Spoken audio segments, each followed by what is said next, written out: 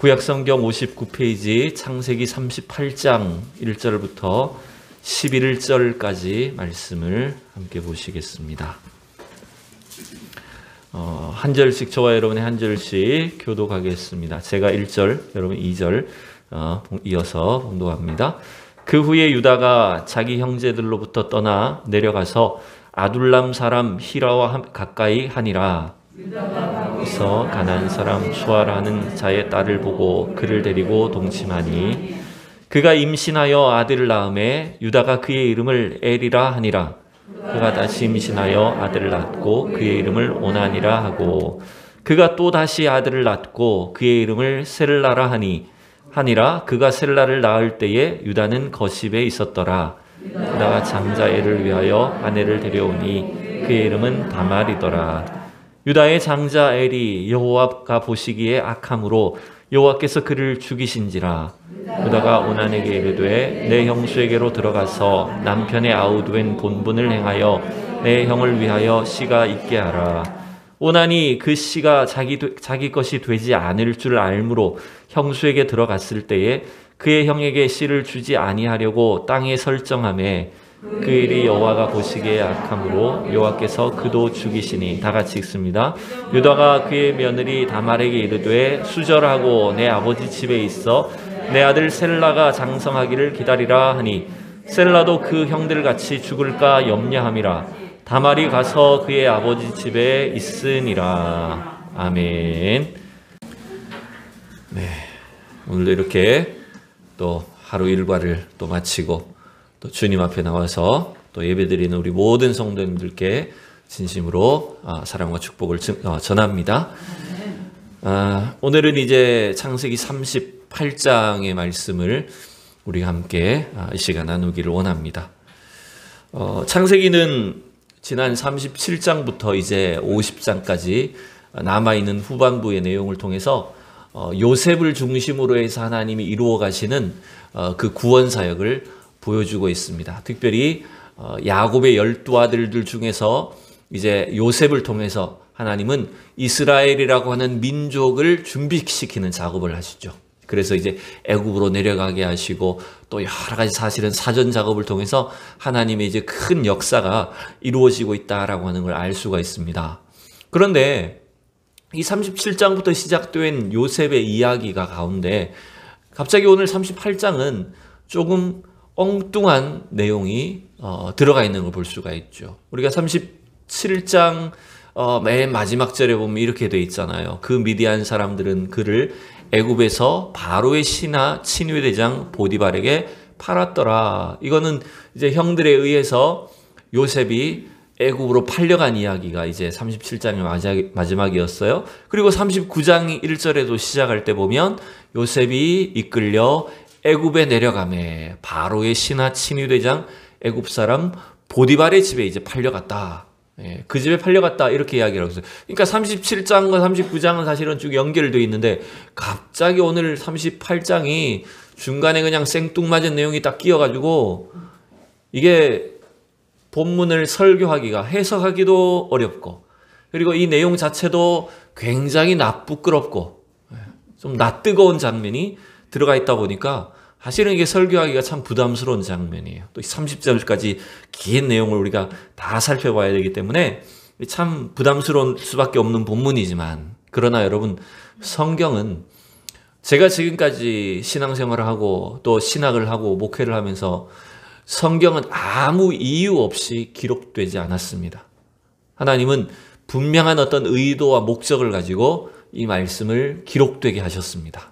그래서 우리가 이 말씀을 이해하기 어렵고 해석하기 어렵더라도 이 말씀을 통해서 하나님이 우리에게 주시는 그 영적인 진리와 은혜가 분명히 있으리라고 생각을 합니다. 그래서 오늘 이 밤에는 우리는 이 말씀을 집중해서 하나님 과연 우리에게 이 유다와 다말의 이야기를 통해서 무엇을 알게 하시는지 어떤 은혜들을 깨닫게 하시는지 발견하는 그런 시간들이 되었으면 좋겠습니다. 오늘 이제 본문은 유다에 대해서 이제 이야기를 합니다. 요셉을 팔아넘긴 이후에 어떤 이 유다에게 일어난 일들로 시작을 하는 것 같은데 우리가 1절, 2절을 먼저 읽어보고 말씀을 나눕니다. 시작. 그 후에 유다가 자기 형제들로부터 떠나 내려가서 아둘람 사람 히라와 가까이 하니라. 유다가 거기서 가나안 사람 수아라 하는 자의 딸을 보고 그를 데리고 동침하니. 네. 정확한 어떤 사연은 연유는 알지 못하지만 이 동생 요셉을 팔아넘긴 이후에 유다가 지금 자기 형제들과 아버지 집을 떠나서 외딴 곳에 혼자 가서 살았던 것 같아요. 그래서 지금 형제들부터 떠나서 아둘람 사람 히라라는 사람하고 가까이 지내면서 지금 동떨어진 삶을 살고 있었던 것 같습니다. 그런데 여러분, 이 유다의 선택 자체가 그리 좋아 보이지 않는 것 같다는 거예요. 왜냐하면 여러분이 형제를 떠났다, 아버지를 떠났다는 것이 물론 뭐 독립했다라고 하는 의미일 수도 있겠지만, 여러분 항상 그렇잖아요. 어떤 사람하고 어떤 친구를 만나느냐 하는 게 참 중요하잖아요. 우리 자녀들도 그렇고 학생들도 그렇고 학교를 다닐 때 또 누구를 만나느냐, 어떤 친구와 사귀느냐 하는 것들이 중요한데, 지금 이 유다가 아버지 집 형제들을 떠나서 아둘람 사람 이 누굽니까? 히라라는 사람하고 친하게 지냈대요. 근데 이 사람이, 이 친구가 어떤 사람인지 모르겠지만 2절을 통해서 좀 유추를 해보면 분명히 좋은 친구는 아니었던 것 같아요. 왜요? 지금 그 히라라는 친구하고 가까이 지내면서 누구를 만납니까? 유다가? 네? 네. 염수아 아닙니다. 네. 가나안 사람 수아라는 사람의 딸을 만납니다. 그런데 여러분 이 유다가 이 가나안 사람을 만나서 말하자면 결혼을 하고 자식을 낳았다는 이야기거든요. 그러니까 아마 유다는 동생을 팔아넘긴 이후에 뭔가 참 어떤 그 마음의 갈등도 있었을 것 같고요. 아버지를 보기도 힘들었을 것 같아요. 왜냐하면 이 요셉을 잃어버린 이 아버지 야곱이 얼마나 막 괴로워했겠습니까? 근데 그 주도적인 역할을 한 게 사실은 유다잖아요. 물론 뭐 다른 형제들은 죽이자고 했었지만, 그러니까 괴로워하는 아버지를 보기도 힘들었던 것 같고, 또 여러 가지로 어떤 자기 안의 믿음 자체가, 신앙 자체가 무너졌던 것 같아요. 그래서 일종의 말하면 유다는 지금 좀 세상으로 막 나가버린 겁니다. 믿지 않는 세상 친구들을 만나서. 왜냐하면 자기가 가진 재물도 있겠다, 가축들도 있겠다, 나가서 그냥 좀 세상 속에 나가서 즐기며 살아버린 거예요. 그러면서 이 가난한 사람하고, 가난한 여인하고 만나서 아들을 낳게 되는 겁니다. 그러다 보니까 오늘 보면 2절에도 보면 이 수아라는 자의 딸을 만나서 보면 어떻게 했다고 되어 있습니까? 딸을 보고 그를 데리고 동침했다. 이 세 개의 동사들을 쭉 연결을 하는데, 제가 아무리 봐도 이거는 정상적인 혼인관계를 한 것처럼 보이지도 않아요. 맞잖아요. 여러분 아브라함 때, 이삭 때, 야곱 때, 자기 아버지 때에는 여러분 결혼하기 위해서 어떤 식으로 했습니까? 가난한 사람하고 결혼하면 안 된다고 해서 어디서 신부감을 구했어요? 네? 저 고향으로 가서 갈대아우르로 바다나람으로 그 먼 곳에 가가지고 여러분 여인을 구해오고 며느리감을 구해왔단 말이에요. 근데 이 유다는 어떻습니까? 지금 그런 정상적인 결혼 절차를 거친 것 같지도 않고 그냥 눈 맞은 여인하고 그냥 가난한 여자하고 그냥 하룻밤 잠으로 인해서, 동침함으로 인해서 그냥 자식들 낳아버리는 거예요. 이게 여러분 어떻게 보면 유다의 신앙 자체가 지금 굉장히 무너져 있다라고 하는 것들을 좀 느끼게 해주는 상황이죠. 그래서 오늘 이제 본문에 보면 세 아들을 이제 낳게 됩니다. 아들들 이름이 여러분 뭐였죠? 자막은 없습니다. 첫째는 엘을 낳고, 그 다음에는 오난을 낳고, 셋째는 셀라를 낳았다라고 되어 있습니다. 이 엘도 성경에서 나오는 엘이란 단어가 하나님이란 뜻으로 많이 쓰이잖아요. 그죠? 근데 이 단어는 또 그 하나님도 아닙니다. 전혀 신앙적인 이름도 아니에요. 그래서 어쨌든 이 유다는 이 가난안 여인을 만나서 그 사이에서 세 아들을 낳게 됩니다.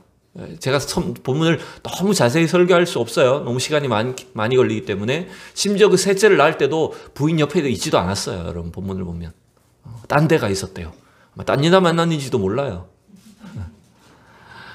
어쨌든 이런 상황 속에 있는데 이제 유다는 이제 이 세 아들을 키우면서 장남을 위해서 며느리를 데리고 옵니다. 결혼을 시킵니다. 이제 그 사람이 누굽니까, 여러분? 오늘 6절에 보니까 유다가 장자 애를 위하여 아내를 데려오니 그의 이름은 다말이더라. 이제 오늘 본문에 어쩌면 주인공이라 할 수 있는 다말이 등장을 합니다. 여러분, 결국 이 다말은 유다에게 있어서 어떤 관계죠, 여러분? 며느리입니다. 큰 며느리입니다. 그래서 자기 아들 장자를 위해서 이제 며느리감을 데리고 와서 결혼을 시켰는데 이 며느리가 이제 다말이었어요. 근데 여러분, 오늘 본문에 보니까 7절에 이렇게 되어 있죠. 유다의 장자 엘이 여호와 보시기에 악함으로 여호와께서 그를 죽이신지라. 정확한 연유를 설명하지 않아요. 왜인지는 모르겠지만 이 아들 엘이 결혼한 뒤에 하나님 앞에 어떤 큰 죄악을 저지름으로 인해서 하나님께서 그를 죽이셨다고 말해요. 자식도 낳지 못하고 이제 큰아들이 죽어버렸어요. 그래서 여러분, 이 유대인들은 첫째 형이 자식을 낳지 못하게 되면 어떻게 합니까? 네, 그 부인을 둘째 아들하고 결혼을 시켜서 대를 잇게 만드는 거죠. 그걸 이제 우리가 조금 들어보셨겠지만 무슨 계대 결혼법 이런 식의 이제 단어를 쓰게 되잖아요. 그래서 오늘 8절에 보면 우리 8절 9절 읽어봅시다. 시작. 유다가 오난에게 이르되 내 형수에게로 들어가서 남편의 아우된 본분을 행하여 내 형을 위하여 씨가 있게 하라. 오난이 그 씨가 자기 것이 되지 않을 줄 알므로 형수에게 들어갔을 때에 그의 형에게 씨를 주지 아니하려고 땅에 설정하매. 이 동생 오난은 자기 형의 그 대를 씨를 잇기 위해서 형수하고 이제 결혼을 해야 되는 거예요. 이제 유다가 그걸 시킨 겁니다. 여러분이 고대 시대엔 특별히 이렇게 가문을 잇는 것, 대를 잇는 것이 굉장히 중요한 가치였잖아요. 이거는 동서양을 막론하고 고대 사회의 공통적인 문화였던 것 같아요.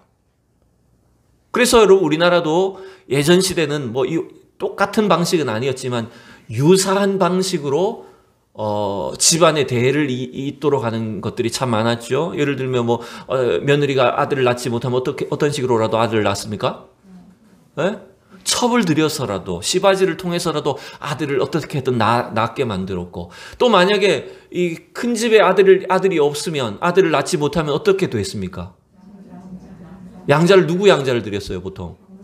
네, 작은 집 아들을 큰 집 아들로 이렇게 양자를 드린 것도 있었잖아요. 그죠?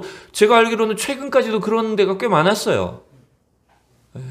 TV에도 보면 막 부모가 둘이야. 그래서 자기를 낳아준 부모가 있고 또 키워준, 사실은 큰아버지 큰엄마인데 어릴 때부터 엄마 아빠를 하고 자란 거예요.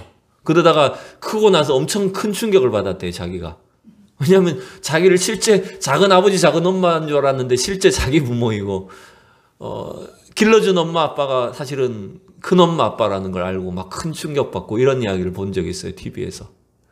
그것처럼 우리나라 꼭 같은 방식은 아니지만 우리나라도 이렇게 큰 아들, 어떤 집안의 대를 잇는 걸 굉장히 중요하게 여기는 그런 전통과 문화가 사실은 있단 말이에요. 이 유대인들은 그게 굉장히 중요했던 것 같아요. 그래서 큰아들이 아들을 낳지 못하면, 장자가 아들을 낳지 못하면 그 집안의 대를 잇기 위해서 둘째가, 또 둘째도 낳지 못하면 셋째 아들이, 이런 식으로 차례대로 형수를 통해서 집안의 대를 잇도록, 장자의 대를 잇도록 하는 것이 이제 하나의 어떤 문화였는데, 이 둘째 오난이 어떻게 했어요? 아버지가 네가 이제 형수하고 결혼해서 아들을 낳아야 된다. 그래서 형의 대를 이어야 된다. 이렇게 얘기를 했어요. 그랬는데 이 오난이 어떤 생각을 합니까? 9절 보세요, 여러분. 오난이 무슨 마음을 먹었어요? 그 씨가 자기 것이 되지 않을 줄 알고라고 이렇게 합니다. 여러분, 이게 무슨 말일까요? 오난의 입장에서는 여러분 이게 사실은 어떤 상속과도 굉장히 관련이 있습니다. 왜냐하면 아들이 셋이었잖아요. 그러면 이 큰형은 항상 장자는 다른 형제들보다 2배의 몫을 가지고 갈 수 있었잖아요. 근데 여러분 이 세 아들 중에 첫째 아들이 죽어버렸어요. 그럼 둘만 남았어요? 그럼 뭐 둘째 했던 오난이 장자의 신분 권리를 갖게 되면 아버지의 유산을 상속을 얼마를 받을까요? 네? 2배를 받으니까 여러분 3분의 1을 받는 거예요. 동생은 3분의 1만 가지게 되고 자기가 장자의 역할을 하게 되면 2배를 받으니까 3분의 2를 자기가 차지할 수 있게 되는 거였어요. 형이 죽었으니까. 근데 만약 이 오난이 형수를 통해서 아들을 낳게 되면 그 아들이 누구 아들이 돼버립니까? 네, 형의 아들이 돼버리니까 자기가 받아야 될 그 장자의 몫의 상속이 누구한테 돌아가 버릴까요? 네? 실제로는 자기 아들이지만 형한테 돌아가 버리는 거죠. 형수한테 돌아가 버리는 거죠. 오난이 이런 생각을 했던 것 같아요. 그래서 형수하고 결혼을 해놓고는 그 아들을 낳게 해주기 싫어서 어떻게 해버립니까? 밖에다 설정을 했다. 이렇게 말을 합니다. 그래서 하나님이 이 오난의 행동을 매우 악하게 보시기 악함으로 여호와께서 그도 죽이셨다라고 말합니다. 첫째 엘도 여러분 죽었을 때 하나님이 그가 보시기에 악함으로라고 했거든요. 엘도 어떤 식인지 모르지만 어떤 성적인 죄하고 관련이 있었던 것 같아요. 그래서 하나님 엘도 그렇게 죽게 만들어 버리시고 둘째였던 오난도 이 하나님 앞에 악한 죄를 저지름으로 인해서 하나님 죽이셨어요. 그냥 여러분 아버지가 시킬 때 난 싫어요라고 하면 되잖아요. 그죠? 나는 이 계대 결혼의 역할을 책임을 나는 하지 않을래요. 사실은 좀 불명예스럽더라도 그렇게 거부를 해도 되거든요. 거부권이 있거든요. 근데 이 오난의 죄는 뭐냐면 하겠다고 해놓고는 이 형수하고 사이에 자식을 낳지 못하도록 만들어버리는 거예요. 그래서 여러분 이 오난의 죄 때문에 나중에 이제 용어가 생기기도 합니다. 이제 이 성적인 어떤 용어인데 오나니즘이란 단어가 여기서 나와요. 영어 단어에 오나니즘이란 단어가 있는데 바로 이 오난의 죄와 관련된 단어가 유래가 된 겁니다. 이제 젊은 분들은 나중에 찾아보세요. 예, 뭐 제가 그 성적인 표현이라 자세하게 설명하지 않습니다. 네, 안 찾으셔도 아시면 괜찮습니다. 네. 그런데 여러분 보세요. 여러분 이러한 상황이 며느리인 다말의 입장에서는 어떤 상황입니까? 침묵이 흐르네요. 여러분 이 며느리인 다말의 한 여인의 일생에서 보면 이게 어떤 상황이죠? 너무너무 불행하고 어쩌면 참 저주받은 것 같고 왜냐? 자기는 멀쩡하게 그냥 이 큰며느리로 시집을 왔는데 그냥 자기하고 결혼하는 형제들이 아들들이 차례대로 죽어나가 버렸잖아요. 사실은 다말에게 죄가 있습니까? 없습니까? 다말에겐 잘못이 없었어요. 다말에겐 어떤 흠이 없었어요. 그런데 이 다말의 입장에서 보면 굉장히 참 이 기구하고 불행한 여인이 돼버린 겁니다. 근데 여러분 이 상황을 잘 모르는 시아버지 입장에서 시부모의 입장에서 보면 며느리는 어떤 여인, 어떤 며느리로 보일까요? 네, 우리 속된 말로 옛날에 아들 잡아먹는 며느리가 돼버린 거예요. 이 며느리 하나 잘못 들어와가지고 자식 잡아먹었다고. 이 시부모 입장에서는 그렇게 볼 수밖에 없잖아요. 이 며느리 때문에 자식들이 차례대로 죽어나가니 이게 뭔가 우리가 잘못 데리고 왔구나. 네? 그래서 여러분 거미 중에 있잖아요. 우리나라 거미는 아닌데 거미 중에 남미나 외국의 거미 중에는요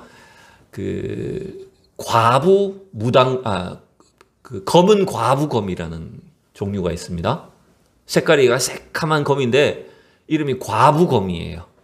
왜 검은 과부거미냐면 이 과부거미가 이 교미를 하고 나면요 수컷을 잡아먹어버려요. 예. 그러니까 이 거미는 늘 남편이 없어. 예. 과부가 돼버리는 거예요. 굉장히 이게 작지만 독을 갖고 있는 거미인데 그 거미가 유명합니다. 예. 그래서 블랙 위도우 스파이더라 그러는데 이 무당 거미, 과부 거미가 있는 거예요. 마치 그것처럼 이 다말이란 여인은 시부모의 입장에서 봤을 때, 유다의 입장에서 봤을 때는 자기 자식 잡아먹는 며느리인 거예요. 그러니 여러분 이 상황이 되니까 이 유다는 어떻게 합니까? 이제 걱정스러운 거예요. 왜? 하나밖에 아들이 안 남았거든요, 이제. 그 아들마저 이 며느리하고 결혼을 시켰다가는 이 하나밖에 없는 아들도 죽을 것 같은 거예요. 그래서 겁이 나니까 어떻게 했다고 말합니까? 여러분 성경에 보면, 여러분 자막은 없지만 마지막에 보십시오. 11절에 보시면 유다가 그의 며느리 다말에게 이르되 수절하고 내 아버지 집에 있어 내 아들 셀라가 장성하기를 기다리라 하니 셀라도 그 형들 같이 죽을까 염려함이라. 다말이 가서 그의 아버지 집에 있으니라. 여러분 이 말은 셋째였던 셀라는 나이가 어렸다는 거죠. 아직 결혼할 나이가 되지 않았기 때문에 며느리에게 일단 핑계를 대는 겁니다. 아, 셋째는 아직 어리니까 좀 기다려라. 네? 이렇게 해서 친정에 돌려보내는 겁니다. 친정집에 가서 기다려라 라고 이제 보낸 거예요. 셋째가 클 때까지 기다리라고 말은 했습니다. 그러나 실제로는 유다의 마음은 어땠다고요? 겁나는 거예요. 이 며느리 때문에 마지막 하나 남은 아들까지 죽을까봐 겁이 나는 거예요. 그래서 일단은 며느리를 돌려보낸 뒤에 그냥 시간을 흘려보내버립니다. 오늘 우리가 읽은 본문이 이제 11절 여기까지의 설명이었어요. 이제 그 이후에 이제 어떻게 될까요? 이제 시간이 한참 흐릅니다. 자, 우리 12절만 읽어봅시다. 12절 시작. 얼마 후에 유다의 아내 수아의 딸이 죽은지라. 유다가 위로를 받은 후에 그의 친구 아둘람 사람 히라와 함께 딥나로 올라가서 자기의 양털 깎는 자에게 이르렀더니, 자, 일정 시간이 흘렀습니다. 셋째 아들 셀라도 한참 자랐을 거예요. 근데 이제 유다는 며느리한테 얘기하지 않습니다. 왜? 셋째 아들까지 죽을지 모르니까. 그리고 그 사이에 무슨 일이 있었어요? 유다의 부인, 가나안 여인이었던 유다의 부인이 죽습니다. 그러니까 상을 치러야 되겠죠? 몇 년 동안의 이제 탈상 기간을 거치고 한참 동안에 이제 위로를 받은 뒤에 이 유다는 또 누구를 만납니까? 네. 아까 2절에서 봤던 그 아둘람 사람 히라라는 친구들 또 만납니다. 이게 여러분 이게 보니까 제가 2절도 그렇고 12절도 그렇고 이 히라가 친구가 별로 좋은 친구가 아닌 것 같은 게 이 히라를 만날 때마다 이 유다에게 무슨 일이 생기지 아십니까? 여자 만나는 일이 생깁니다. 이 친구들 만날 때마다 유다는 여자 만나러 가는 거예요. 오늘 본문에는 이렇게 돼 있죠. 히라와 함께 딥나로 올라가서 자기의 양털 깎는 자에게 이르렀더니 라고 되어 있습니다. 아마 유다는 원래 직업이 목축업이었으니까 자기 가축들을 돌보는 다른 곳에서 돌보도록 했던 것 같아요. 그래서 그 자기의 양털을 깎는 그 일이 있을 때, 그 양털 깎기 축제가 있을 때에 이제 친구와 함께 거기를 간 거예요. 여러분 근데 이게 단순히 양털을 깎아서 수확을 위해서 추수를 하기 위해서 갔다 이런 개념이 아닙니다. 여러분 이 양털을 깎는 이 축제는 뭐하고 관련 있냐면 말하자면 이 유흥 문화와 관련 있는 거예요. 그 양털을 깎는다는 것 자체가 엄청난 축제를 벌리는 겁니다. 그리고 그 지역에서는요, 가나안 땅은 하나님을 믿지 않는 백성들이기 때문에 그러한 축제를 통해서 자기들의 신을 막 섬기는 거예요. 신전에 가서 자기들의 신들을 막 섬기는데 그 신전 의식이, 신을 섬기는 의식이 뭐와 관련 있는지 아십니까? 제가 몇 번 설교 드렸지만 여러분 이 우상을, 이방의 우상들을 섬기는 이 의식들은 전부 다 성적인 것과 관련이 있는 거예요. 그러니까 유다가 이 히라라는 친구와 함께 지금 양털 깎기 축제에 올라갔다는 것은 어떤 걸 내포하고 있냐면 그 신전 이 축제에 이 우상 숭배하는 그 자리들에 나가서 여자 만나러 갔다 약간 이런 개념도 들어있는 겁니다. 여러분 좋은 친구 사귀어야 되죠. 그래서 네. 근데 그 소식을 누가 듣습니까? 네? 누가 들었어요? 네, 며느리 다말이 들은 거예요. 시아버지가 연락도 안 주다가 몰래 지금 양털 깎는데 축제하는데 올라왔다라고 하는 이야기를 듣고 지금 며느리가 이제 자기 나름대로 뭔가를 일을 꾸밉니다. 자, 뭘 꾸밀까요? 13절을 우리 다 읽어봅시다. 시작. 어떤 사람이 다말에게 말하되 내 시아버지가 자기의 양털을 깎으려고 딥나에 올라왔다 한지라. 네, 우리 13절만 읽었지만 이제 며느리 다말은 지금까지 과부의 옷을 입고 지내고 있습니다. 뭐 어떤 옷인지 모르지만 지금 과부의 표시를 나는 그런 어떤 옷을 입고, 옛날에도 우리나라도 조선시대 여자들이 과부는 어떤 옷 입어야 돼요? 네? 소복 항상 입고 있잖아요. 근데 꼭 그 영화에 보면 꼭 속옷도 이렇게 막 비치는 속옷을 입는지 모르겠지만 하여튼 그런 하얀 소복 같은 걸 입고 있어요. 근데 이 다말이 이제 그 과부의 옷을 벗고 보통 여인의 옷을 입습니다. 그리고 자기가 누군지 알아보지 못하도록 이렇게 얼굴을 가리고 치장을 막 해버립니다. 그러고서는 이 시아버지가 지나갈 만한 곳에 미리 가서 딱 대기를 하고 있는 거예요. 네. 오늘 본문에는 에나임 문에 앉았다, 거기서 기다렸다라고 이렇게 본문을 기록하고 있습니다. 왜냐하면 시아버지가 막내 아들 셀라가 장성했음에도 불구하고 사실은 이 대를 잇기 위해서 이 며느리에게 다말에게 주어야 되는데, 결혼을 시켜야 되는데 아버지가 아무 연락을 하지 않으니까 이 며느리가 직접 나선 거예요. 여러분, 이제 우리는 누가 더 나쁜지를 한번 생각해 봅시다. 이 시아버지의 행동이 더 나쁜 행동인지, 며느리의 행동이 더 이게 나쁘고 악한 것인지 우리가 여기서 한번 판단을 해 봅시다. 자, 유다는 친구 누구였죠? 아까 이름이? 히라와 함께 이 양털 깎기 축제에 나갑니다. 그리고 아마 그 지역의 우상을 섬기는 신전 어떤 의식에도 참여하려고 할 것이고, 그와 함께 그 신전에서 그 창녀들과 함께 뭔가 이렇게 하룻밤을 즐기려고 했는지 모르겠어요. 이게 종교적인 의미로 해석해야 될 수도 있고요, 무조건 나쁘게 볼 것만 아니라 그 지역의 어떤 종교 문화 자체가 그랬기 때문에 그냥 아무 생각 없이 따라갔을 수도 있다는 거예요. 근데 왜 이걸 이 신전 창녀라고 제가 설명을 하냐 하면, 이 며느리가 창녀의 복장을 하고 있었다라고 할 때는 그 의미의 단어를 쓰지 않는데, 여러분 21절, 22절에 보면 그 나중에 이 시아버지가 창녀를 찾는 이야기가 나옵니다. 자기하고 하룻밤 지는 창녀가 어디 있느냐 막 친구를 통해서 찾는 이야기가 나오는데, 그때 창녀라고 하는 단어를 쓸 때 그 단어들은 전부 다 우상신전의 창녀를 말하는 단어예요. 그러니까 유다는 그걸 생각하고 있었다는 거죠. 어쨌든 이 유다는 아버지 집을 떠나서 형제들과 동떨어져서 지금 세상 가운데 살면서 신앙적으로 보면 굉장히 무너진 상태입니다. 여러분, 사실은요, 우리가 성경에 나오는 아브라함과 이삭과 야곱과 혹은 유다와 같은 이런 어떤 그 믿음의 조상들이 되는 계보들을 생각해 보면, 사실은 우리는 그들이 굉장히 좋은 믿음의 소유자가 돼야 될 것 같잖아요. 맞죠? 근데 인간적인 모습의 인간적인 모습으로 살펴보면 참 부족한 것들이 많았던 걸 알 수가 있어요. 유다도 마찬가지였습니다. 그런데 이 가는 도중에 유다가 그 양털 깎기를 하는 쪽으로 가는 도중에 누구를 만납니까? 길가에서? 네? 누구를 만났어요? 다말인지 몰라요. 네. 그냥 길거리에 몸을 파는 여인인 줄로 이 유다는 생각을 한 거예요. 한 여자를 만나서 흥정을 합니다. 이 흥정을 해서 대가를 이제 이야기를 합니다. 설명하기 참 그래요. 설교하기가 이게. 네. 그래서 이 서로 이제 잠자리의 대가로 얼마를 줄래? 어떻게 할래? 막 이런 흥정하는 이야기가 나옵니다.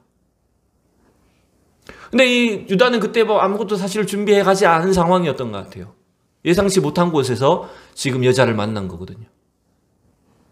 그러니까 이 당시에 이제 창녀에게 하룻밤을 자는 잠자리를 하는 대가를 보통 오늘 본문에 나오는 것처럼 이 염소 새끼 한 마리를 주는 걸 대가로 아마 했던 것 같아요. 그래서 염소 새끼를 줄게라고 했더니 지금 당장 없다는 거예요. 나중에 주겠다는 거예요. 그랬더니 이 며느리 다말이, 분장을 한 며느리가 뭘 요구해요? 나에게 증표를 주시오. 당신이 약속을 지킬 것이라는 것을 당신의 이름 명예를 걸고 나한테 증표를 달라. 뭘 줄까라고 했더니 다말이 뭘 요구해요? 네? 도장과 그 끈과 지팡이를 요구합니다. 네. 여러분 이게 뭡니까? 도장이 여러분 뭐예요? 네, 도장은 여러분이 유다라고 하는 사람이 어떻게 보면 증명서예요. 신분증과 같은 거예요. 그러니까 유다가 자기 이름을 걸고 지금 약속을 하라는 거죠. 그 도장과 도장에 딸린 어떤 끈, 아마 도장을 묶어서 다녔든지 아마 반지식으로 해서 다녔든지 그런 것 같아요. 그래서 그 도장과 그 끈과 유다가 사용하는 지팡이를 통해서 당신이 확실히 약속을 지킬 것이라는 걸 증명해라. 담보물을 나에게 주라. 라고 하고 그 약속을 하고 둘이 잠자리를 가집니다.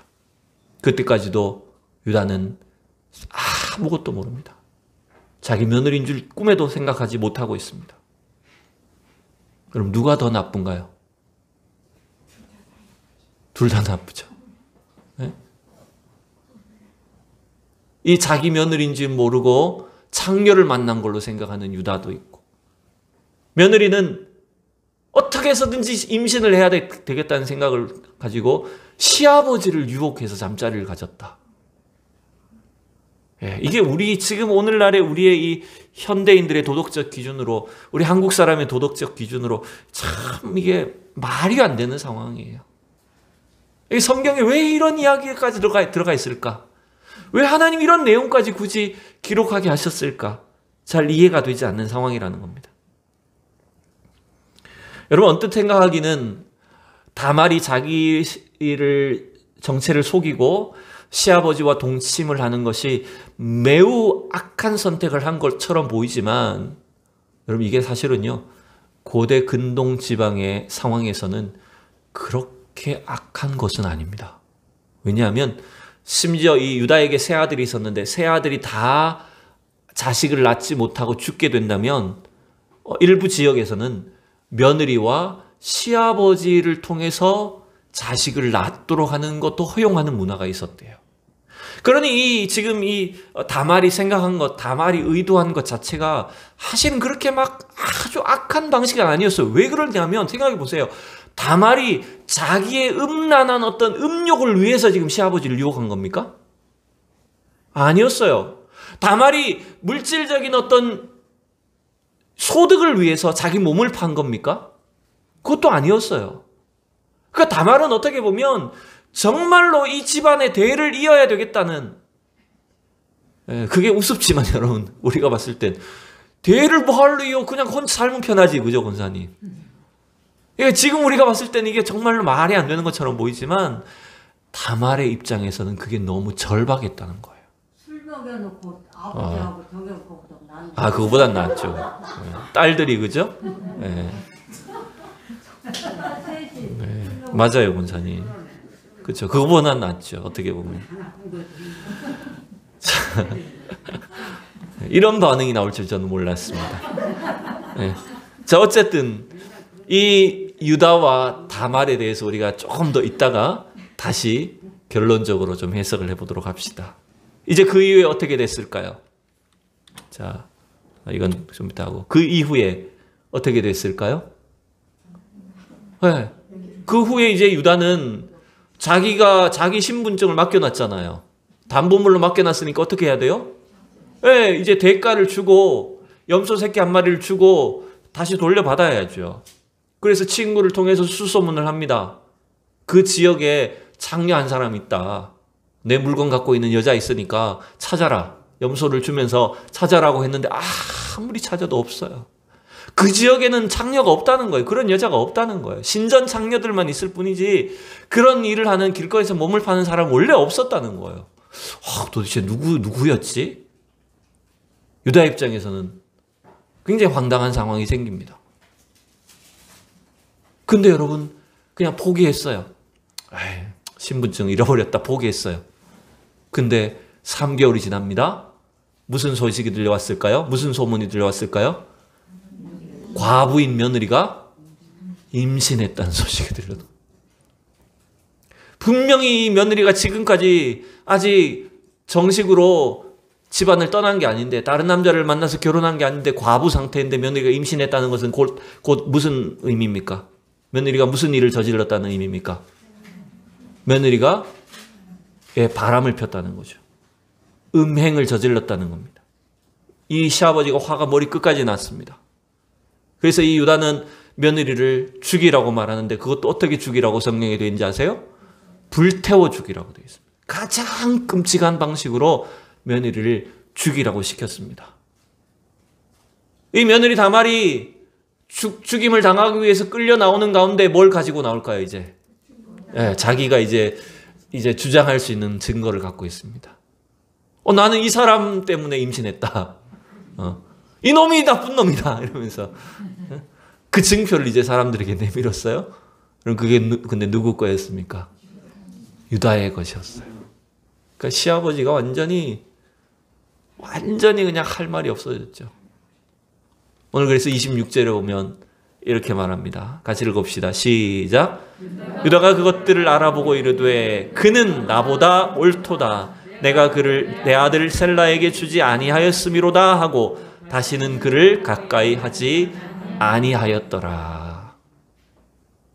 유다는 자기가 사실은 세상 속에 빠져서 아버지 집을 떠나 형제들과 멀리 떨어져서 이 세상 친구 만나고 세상 유흥을 즐기고 가나안에 빠져 살다가 사실은 누구 때문에 지금 한 방 먹었어요? 누구 때문에 정신 차린 거예요?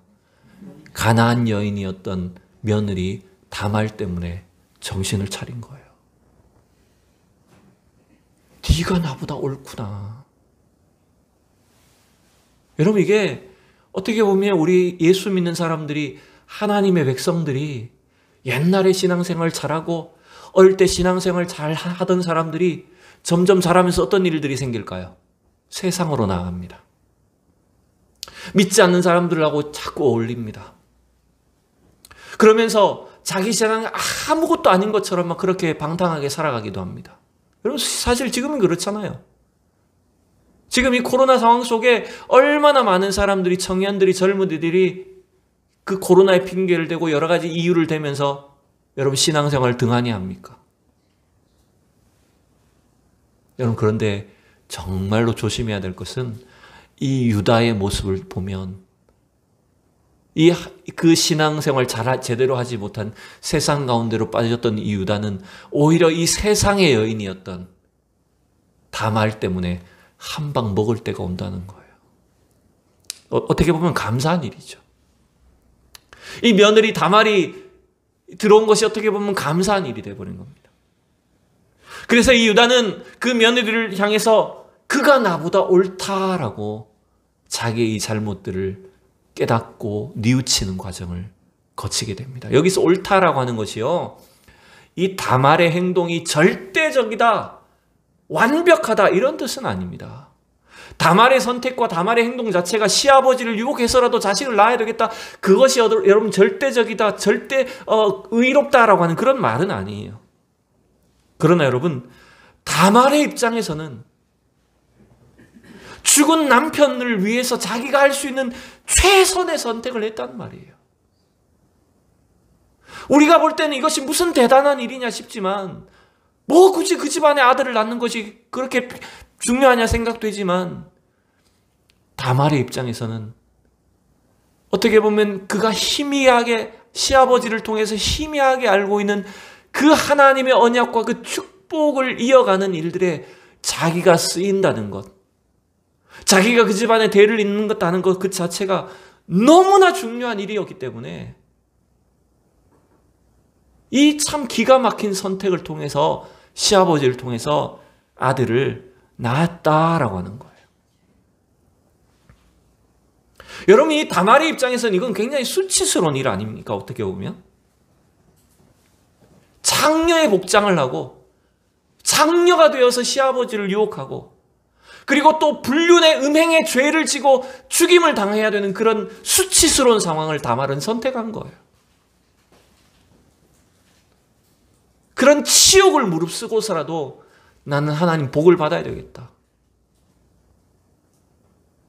나는 하나님의 그 언약과 약속을 내가 반드시 이루는 길에 들어가야 되겠다라고 하는 그 선택을 한 다말이 사실은 유다보다도 더 나아 보이는 것이 오늘 이 38장의 내용이라는 겁니다. 그래서 여러분 이 다말은요, 하나님의 약속과 그 축복을 위해서 자기 인생을 걸은 사람입니다. 여러분. 그의 선택과 그의 행동 자체가 오늘날 우리의 기준으로 봤을 때는, 우리의 도덕으로 봤을 때는 이게 말도 안 되는, 있어서는 안 되는 그런 일을 한 것처럼 보였지만, 여러분의 이 다말은 그 일에 자기의 목숨을 걸은 거예요. 결국 이 다말의 행동을 통해서 시아버지 유다도 그 신앙을 회복하게 되고 정신을 차리게 됐겠죠. 자기가 지금 놓치고 있었던 것이 무엇인가 깨달았겠죠. 그래서 다시 유다는 하나님의 축복을 이어가게 되는 놀라운 회복을 경험하게 된 겁니다. 그래서 오늘 38장 이제 마지막에 보면 이 며느리 다말을 통해서 유다의 자식들이 이제 누가 나옵니까? 여러분 오늘 27절부터 30절을 우리 읽어봅시다. 시작.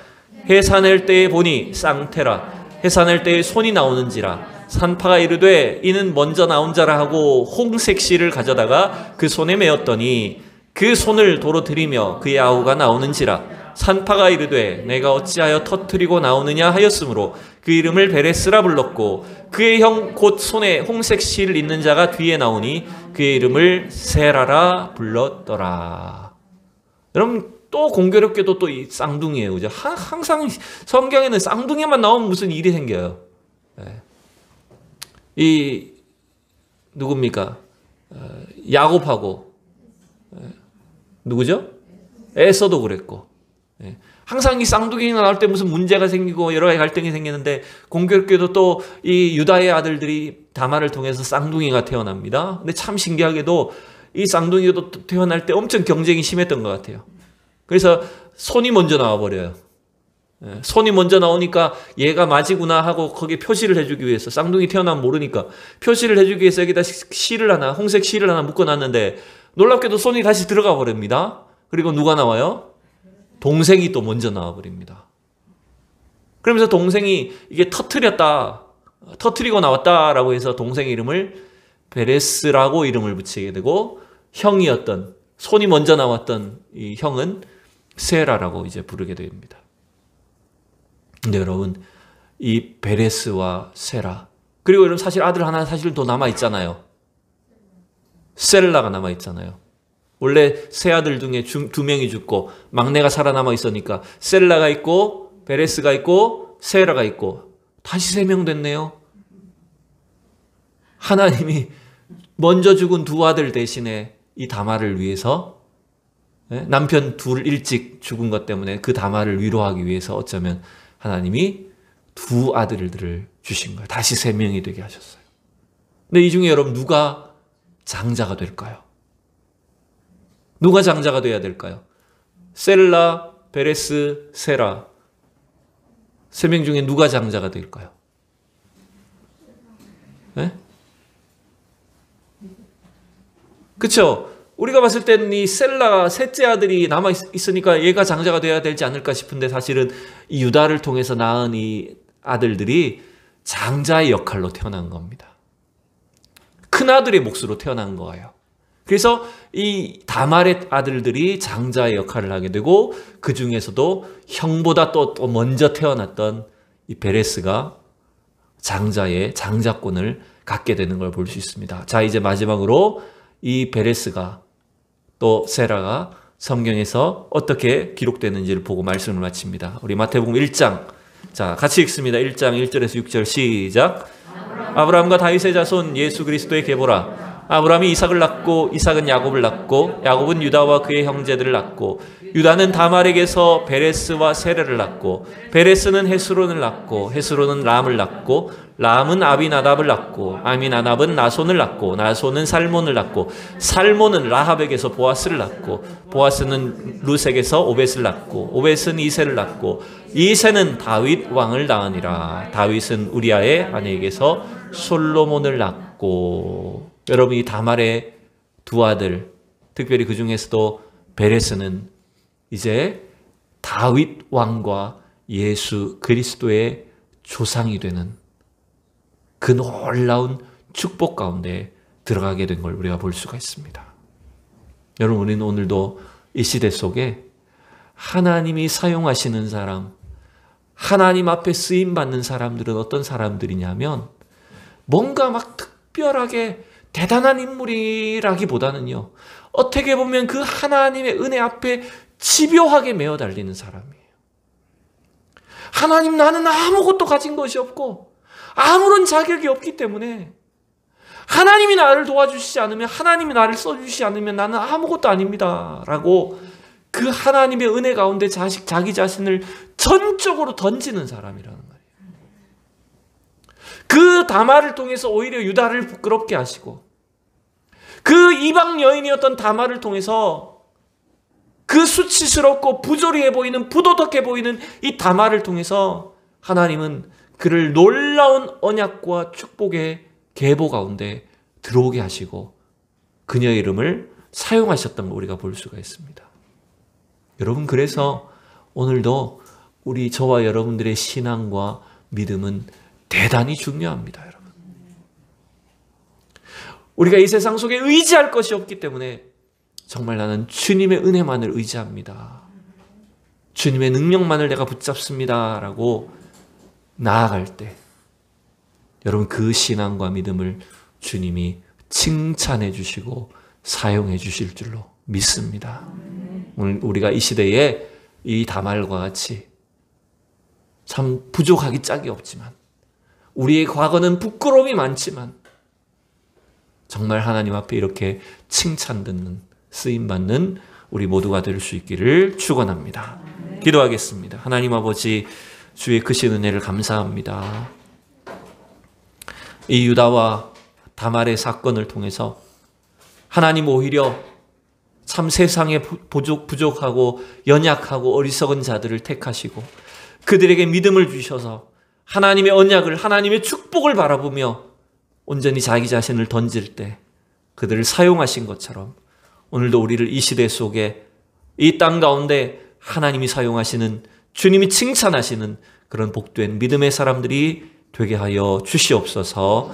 감사드리며 예수님의 이름으로 기도드립니다. 아멘. 우리 좌우로 다시 한번 인사합니다. 사랑하고 축복합니다.